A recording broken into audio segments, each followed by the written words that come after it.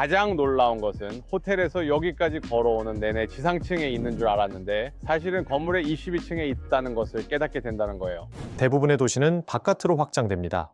땅을 평평하게 만들고 도로를 곧게 펴고 풍경이 격자 구조를 따르도록 강요하죠. 하지만 충칭은 정반대의 길을 택했습니다. 산과 강이 맞부딪히는 지점에 세워진 이 도시는 더 이상 퍼질 공간도 전통적인 도시 계획을 따를 여유도 없었습니다. 그래서 위로, 안으로, 그리고 스스로를 관통하며 성장했습니다. 그 결과 탄생한 도시는 하나의 층위로는 설명되지 않습니다. 도로는 주거 지역 위를 가로지르고 열차는 아파트 건물을 통과합니다. 거리는 지도조차 설명하기 어려울 만큼 겹겹이 얽혀 있습니다. 외부인의 눈에는 충칭이 마치 공상과학 영화처럼 보일지도 모릅니다. 하지만 이곳 주민들에게는 그저 불가능해 보이는 지형에 대한 가장 현실적인 해답일 뿐입니다. 이곳은 미래를 실험하는 공간도 계획된 스마트 시티도 아닙니다. 극한의 제약 속에서 수십 년간 내려진 공학적 선택들이 만들어낸 결과입니다. 그리고 그 문제들을 해결하는 과정에서 충칭은 어쩌면 지구상에서 가장 진보된 도시 시스템 중 하나를 조용히 완성했는지도 모릅니다. 도시 설계를 바꿔놓은 지리. 충칭은 중국 남서부 양쯔강과 자린강이 만나는 지점에 위치해 있습니다. 평야 위에 세워진 해안 도시들과 달리 충칭은 깊은 강 계곡으로 나뉜 가파른 언덕 위에서 발전해 왔습니다. 이 독특한 지형은 도시 성장의 모든 단계를 결정지었습니다. 20세기 후반에 이르러 급속한 산업화와 인구 증가는 가용 토지에 큰 압박을 가했습니다. 한쪽은 강으로 다른 한쪽은 산으로 막혀 있어 외곽으로의 확장은 제한적이었습니다. 평탄한 도시에서 흔히 볼 수 있는 격자형 도시 계획은 이 환경에서 현실성이 떨어졌습니다. 엔지니어와 도시계획가들은 지형을 바꿀 것인지 아니면 그에 적응할 것인지 선택해야 했습니다. 그들은 적응을 선택했습니다. 언덕을 깎고 계곡을 메우는 대신 충칭은 수직으로 확장했습니다. 도로는 고가 구조물 위에 건설되었습니다. 철도 노선은 산을 관통해 뚫렸습니다. 주거 및 상업지구는 기존 인프라 위에 겹겹이 쌓였습니다. 시간이 지나면서 이 도시는 하나의 수평면이 아닌 여러 층이 겹쳐진 구조의 시스템으로 발전했습니다. 많은 지역에서 건물은 서로 다른 높이의 여러 개의 출입구를 가지고 있습니다. 한 층의 문을 열면 고속도로로 바로 이어지고 다른 출입구는 몇 층 아래의 보행자 거리로 연결되기도 합니다. 건물 내부에서 중간층처럼 보이는 공간이 전혀 다른 도로망에서는 지면층으로 기능하기도 합니다. 이러한 방식은 충칭이 자연지형을 지우지 않고도 성장할 수 있게 해주었습니다. 언덕과 강은 제거해야 할 장애물이 아니라 도시 구조에 통합해야 할 요소였습니다. 그 결과 지형을 거스르지 않고 그대로 반영한 독특한 도시 형태가 탄생했습니다. 도로 위에 또 다른 도로. 충칭을 이동할 때는 고도에 대한 끊임없는 인식이 필요합니다. 지도에는 위치가 분명히 표시되어 있을지 몰라도 그 장소가 도시의 어느 층에 있는지는 거의 설명해주지 않습니다.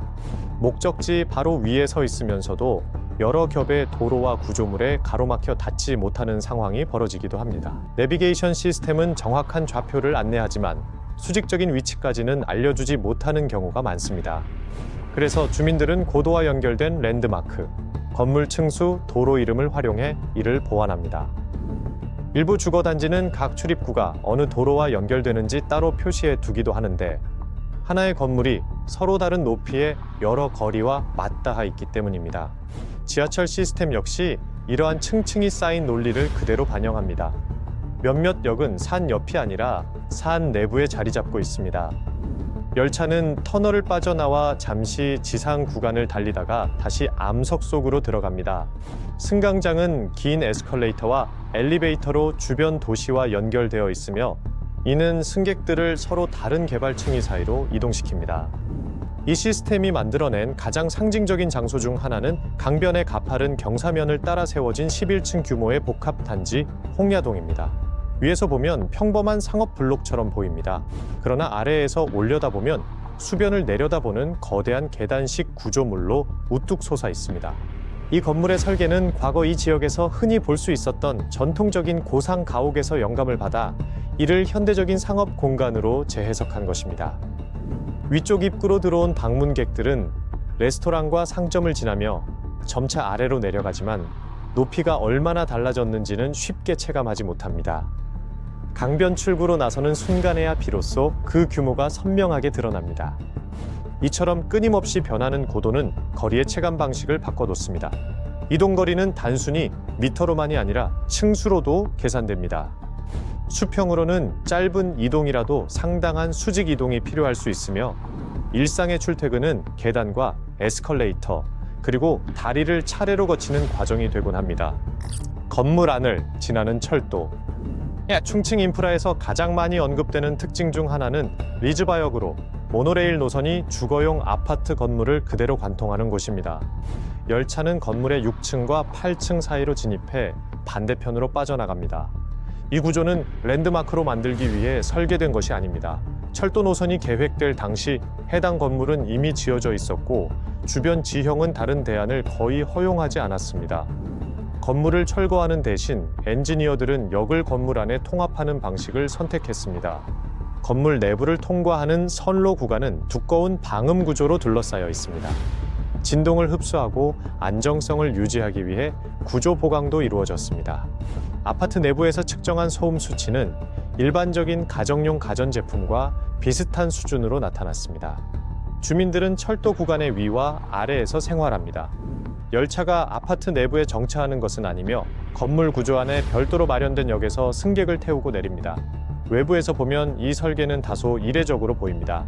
그러나 공학적인 관점에서 보면 이는 제한된 공간과 증가하는 교통 수요 사이에서 이루어진 타협의 결과입니다. 이 사례는 도시 전반에 나타나는 더 큰 패턴을 보여줍니다. 인프라는 항상 주거 공간이나 상업 공간과 분리되지 않습니다. 지리적 여건상 분리가 비효율적일 때는 오히려 기능을 결합합니다. 철도는 언덕을 관통하고 도로는 건물 아래를 지나며 대중교통은 도시 구조 옆에 놓인 요소가 아니라 그 일부로 다뤄집니다. 리즈바역은 이후 이러한 접근 방식을 상징하는 장소로 널리 알려졌지만 본질적으로는 상징이 아닌 실용적인 결정의 산물입니다. 이는 충칭의 도시 설계가 철거보다 통합을 우선시한다는 점을 잘 보여줍니다. 인프라 시스템으로서의 다리와 인터체인지. 충칭의 강과 계곡은 광범위한 교량 건설을 필요로 합니다.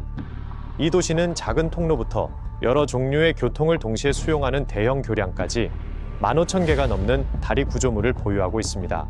어떤 다리는 넓은 강을 사이에 둔 서로 다른 구역을 연결합니다. 또 다른 다리는 각각 다른 언덕 위에 조성된 도로를 이어줍니다. 첸스먼 대교는 상층부로 열차가 지나가고 하층부로 차량이 통행합니다. 차오텐먼 대교는 양쯔강을 가로지르며 자동차 차선과 보행자 도로를 함께 갖추고 있습니다. 고속도로 인터체인지 역시 수평과 수직 이동을 동시에 관리해야 하는 필요성을 반영합니다. 황제완 인터체인지는 5개의 층이 겹겹이 쌓인 구조로 20개가 넘는 램프로 연결되어 있습니다. 위에서 내려다보면 여러 개의 고리가 층층이 포개진 모습처럼 보입니다. 겉보기에는 복잡해 보이지만 이 설계는 분명한 기능적 목적을 지니고 있습니다. 운전자들이 큰 고도 차이를 극복하면서 고속도로와 도심도로 사이를 원활하게 전환할 수 있도록 돕습니다. 교통 흐름은 전통적인 교차로 대신 입체 교차 방식을 통해 조절됩니다. 보행자 이동 또한 비슷한 원리를 따릅니다. 대형 에스컬레이터 시스템이 강변 지역과 더 높은 주거지대를 연결합니다.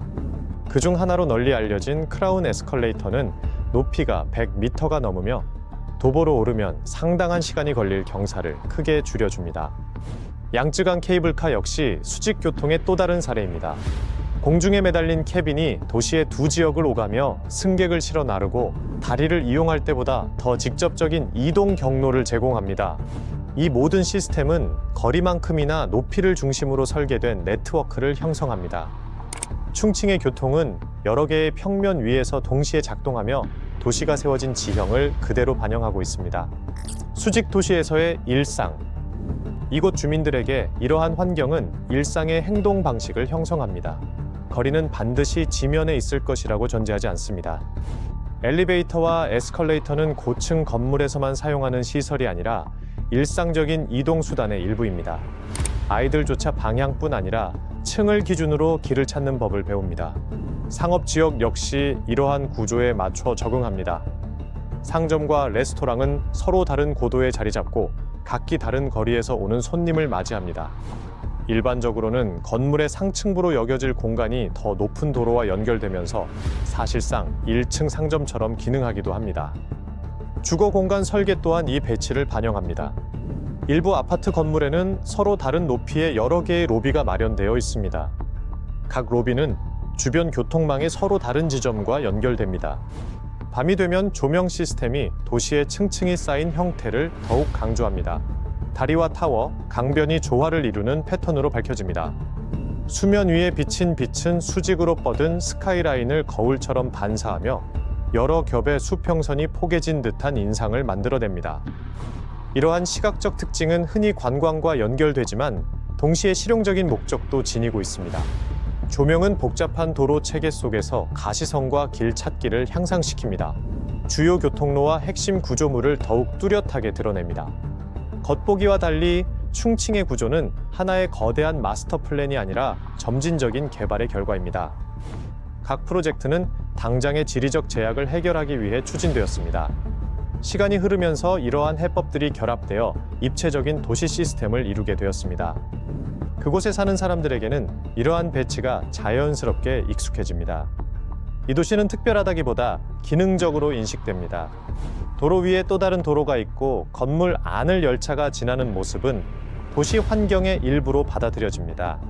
미래 도시 계획을 위한 교훈, 충칭은 가용 토지가 점점 줄어드는 상황에서 도시가 어떻게 발전할 수 있는지에 대해 더 넓은 질문을 던집니다. 많은 대도시가 여전히 외곽으로 확장하고 있습니다. 충칭은 수직적 층화를 기반으로 한 또 다른 접근 방식을 보여줍니다.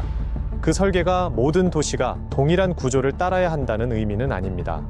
이곳의 해법은 산악 지형과 하천 지리에 특화된 결과입니다. 그러나 복잡한 지형을 완전히 바꾸기보다 그에 맞춰 인프라를 조정할 수 있다는 가능성을 보여줍니다. 인구가 증가함에 따라 미래의 도시는 교통, 주거, 공공공간을 더욱 긴밀하게 통합해야 할지도 모릅니다. 토지 이용이 제한된 지역에서는 다층 도로와 입체적인 교통 회랑이 더 보편화될 수 있습니다. 충칭은 또한 까다로운 환경에서 장기적인 계획이 얼마나 중요한지를 강조합니다.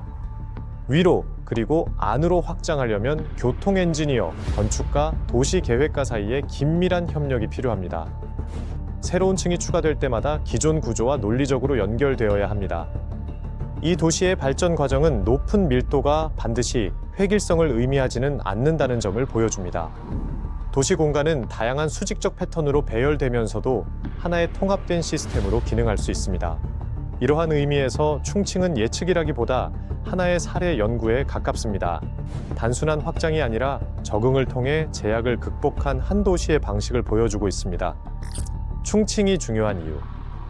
충칭의 형태는 미적 야심의 산물이 아니라 지리적 필연의 결과입니다. 산과 강이 거리를 만들었고 제한된 토지가 건물의 구조를 결정했으며 인구 증가는 교통 시스템을 형성했습니다. 열차는 건물을 관통하고 도로는 여러 높이에 존재하며 동네는 바깥으로 퍼지기보다 서로 겹쳐집니다. 이러한 특징은 수십 년에 걸쳐 내려진 실용적인 결정들의 결과입니다. 충칭을 특별하게 만드는 점은 그 모습이 얼마나 이례적인가가 아니라 그것이 무엇을 보여주는가에 있습니다. 필요하다면 도시는 3차원으로도 작동할 수 있습니다. 도시 설계는 지형을 지워버리는 대신 그에 대응할 수 있습니다. 다른 도시들 역시 공간에 대한 압박이 커지는 상황에 놓이면서 충칭은 제약이 발전을 가로막는 요소가 아니라 혁신을 이끄는 동력이 될 수 있음을 보여주는 사례로 자리하고 있습니다.